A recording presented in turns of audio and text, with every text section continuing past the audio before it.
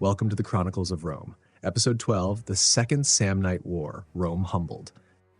When the Latin League fell in 338 BCE, Rome stood alone at the center of Latium. Its allies had become subjects, its rivals had become satellites, its roads stretched farther, its citizens multiplied, but power is never permanent. To the southeast, nestled in the rugged heart of the Apennines, the Samnites watched. They had fought beside Rome against the Latins. But alliance in this case was a matter of timing, not trust. And in the ashes of the Latin War, they saw something new rising. Not a partner, not an equal, but a hegemon. And so, by the late 320s BCE, a second war between Rome and Samnium became inevitable. This time, it would not end in compromise. It would begin with deception. It would climax in disgrace. And it would teach Rome that pride, once wounded, becomes something far more dangerous. The Second Samnite War had begun. The war, fought from 326 to 304 BCE, was not a single campaign. It was a prolonged, grinding conflict, stretching across 2 decades, multiple consular commands, and vast regions of central Italy. Rome declared war in 326 BCE, following escalating tensions from 328 BCE onward. It began with a spark on the Bay of Naples. In 328, the city of Neapolis, modern-day Naples, found itself at the center of a regional power struggle. Neapolis was a Greek-founded port with cultural ties to Magna Graecia and economic ties to Rome. But Samnite forces had begun moving into nearby territories, pressuring the city to ally with them instead. Neapolis controlled the Campanian corridor, the vital land and sea routes that connected central Italy to the Greek cities of the south. Whoever held Neapolis could project influence across Campania and into Magna Graecia. For the Samnites, it was a linchpin of northern dominance. For Rome, it was a foothold into southern Italy. The Neapolitans hesitated. Factions within the city favored Samnium, others appealed to Rome. Eventually, Rome sent troops, not as invaders but as protectors. The Samnites saw through the gesture. To them, this was not diplomacy, it was encroachment. By 326 BCE, the uneasy peace collapsed. At first, the war followed a predictable pattern. Rome dispatched consular armies to southern Campania. It sought to hold strategic cities, protect allies, and contain Samnite expansion. But geography was not Rome's friend. The Samnites controlled the interior, mountainous, forested, and nearly impenetrable to traditional armies. They struck quickly, using ambushes, narrow passes, and local guides to outmaneuver Roman columns. When Romans pursued, they vanished into the hills. Samnite tactics relied on mobility and defense. Their settlements, Appia, were often built atop fortified hills. Their confederation of tribes, such as the Pentri, Caudini, and Caracini, lacked a single command structure, but allowed for remarkable flexibility in resisting Roman advance. They avoided open battles and instead waged a war of ambush, attrition, and seasonal raiding. Notably, the Samnites rarely attempted sieges or long-term occupation. Their strength lay in evasion, not consolidation. This stood in sharp contrast to Rome's colonization model. This was not the war Rome wanted. It was the war Samnium had trained for. Still, by 325 BCE, Rome was making progress. Fortified roads, new colonies, and persistent campaigning allowed the Republic to push deeper into Samnite territory. Rome's manipular legion system, introduced in the wake of earlier conflicts, proved increasingly effective in this rugged terrain. Unlike the rigid phalanx used by some of Rome's adversaries, the manipular formation allowed for flexible movement and staggered deployment. Combined with allied cavalry and skirmishers, it was adapting into a war machine capable of countering mountain warfare. Campaigning was no longer seasonal.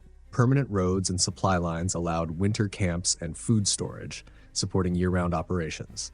The Roman war effort was becoming continuous. Fregellae, re-established in 328 BCE as a Latin colony, was captured by the Samnites in the early stages of the war and had to be retaken shortly thereafter. Its fate underscored the war's unpredictability and the tenuous grip Rome held in frontier regions. And then, in 321, it all fell apart. The Roman consuls for that year, Titus Veturius Calvinus and Spurius Postumius Albinus, led 2 legions through the hills near Caudium, hoping to strike a decisive blow. They were guided through a narrow mountain pass, a defile between 2 ridgelines known as the Caudine Forks. What they did not know was that the Samnites had closed the exit. When the Roman vanguard arrived at the far end, they found the passage blocked. They turned to retreat, only to discover that the entrance had also been sealed. They were trapped. The Samnites had engineered the perfect ambush without a single sword drawn. Surrounded, cut off from supply, the Romans were given a choice: surrender or die of starvation. Their commander, Gaius Pontius, offered them life, but at a price. They would pass beneath the yoke. According to Roman sources, Pontius sent messengers to consult his father, the elder Herennius. The advice was stark: either kill the Romans to destroy their threat or release them without terms to win their gratitude. Anything in between, Herennius warned, would earn only their hatred.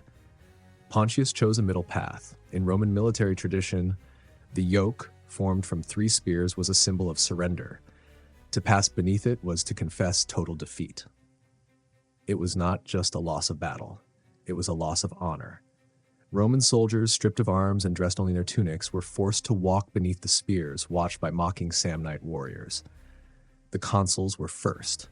The consuls swore a treaty under duress, but upon their return to Rome, the Senate refused to ratify the agreement, branding it illegitimate.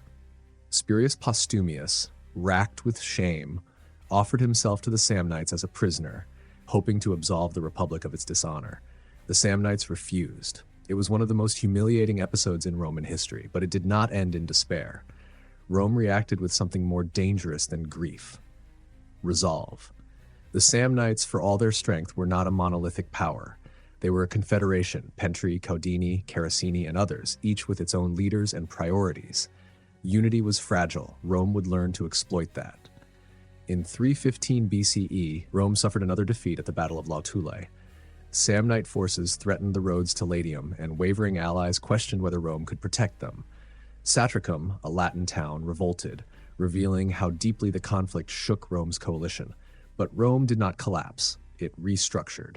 In 314 BCE, Roman forces retook Luceria in Apulia, a critical eastern stronghold. Inside the city were Roman hostages taken years earlier at Caudium. Their liberation was more than tactical. It was symbolic. The recovered standards and freed soldiers reversed the humiliation of Caudium. Rome had erased its shame. To solidify its position, Rome expanded its alliance network. It offered civitas sign suffragio to loyal cities and forged new fodera with communities in Campania and Apulia. Places like Capua and Cumae were not just protected, they were bound by law. These ties extended legal frameworks, military obligations, and religious participation, slowly weaving Italy into a Roman-led confederation. Religious sanctuaries, too, played a role. Cities like Cumae and Capua were integrated not only politically, but spiritually. Roman colonization brought with it Roman cults: Jupiter, Mars, and Vesta, laid beside local gods. This fusion helped bridge Italic cults with Roman civic religion. It laid the groundwork for the future municipal cult of Rome itself. Rome was not merely waging war. It was assembling a confederation. It also transformed its infrastructure. In 312 BCE, Appius Claudius Caecus, as censor, began 2 monumental projects: the Via Appia and the Aqua Appia. One brought armies to the front, the other brought water to the capital. Together, they marked the beginning of Rome's infrastructural empire. The Via Appia initially stretched from Rome to Capua, linking the capital to its new Campanian holdings. It would later extend all the way to Venusia, a colony founded in the war's final phase. Alongside it ran the older Via Latina, which, while less direct, still played a critical role in moving troops through central Latium. What the censors built was more than stone and mortar. It was a blueprint for military logistics, economic integration, and cultural control. Colonies were also deployed as political instruments. Luceria, Fregellae, and Venusia were not only fortresses, they were settlements seeded with Roman and Latin citizens to tilt loyalty and spread Roman law. Colonization brought order, but beneath it simmered resentment. Latin colonies would prove both anchors of control and flashpoints of future rebellion. Meanwhile, in Rome, the war was transforming politics. The mobilization of broad citizen armies accelerated plebeian access to high office. The Republic was no longer an aristocracy of birth alone. It was becoming a state of participation, duty, and shared sacrifice. But internal strains persisted. The struggle between plebeians and patricians flared around military commands, debt relief, and land distribution. The pressure of prolonged warfare began to expose the limits of the two-consul system, laying the groundwork for future innovations like the proconsulship. Rome's increasing reliance on Latin and allied manpower also contributed to more flexible command hierarchies and integrated field leadership. Rome was fighting abroad and negotiating its identity at home. The war ground on. It was no longer a war for land, it was a war for identity. Who would control Italy, the hill tribes of old, or the rising Republic of the Plains? Samnite resistance was fierce. Their fortified hilltop settlements and seasonal raiding patterns forced Rome to abandon short-term campaigning. Year-round war, supported by permanent roads and supply colonies, became the norm. And while Rome fought the Samnites, other enemies took notice. By 311 BCE, the Etruscans opened a second front to the north. While technically a separate conflict, it soon became entangled with Rome's broader war effort. In the years ahead, Umbrians and Lucanians would test Rome's resolve as well. The war was no longer a border dispute. It was becoming a proto-national conflict over the future of the peninsula. The Caudine Forks had shamed Rome, but shame did not break the Republic. It hardened it. Rome was learning that power was not only forged through victory, but through how it responded to defeat. The Second Samnite War was far from over, but a lesson had been burned into Roman memory. Never again. Never again would Rome allow itself to be cornered. Never again would it underestimate the land or its enemies. Never again would it pass beneath the yoke.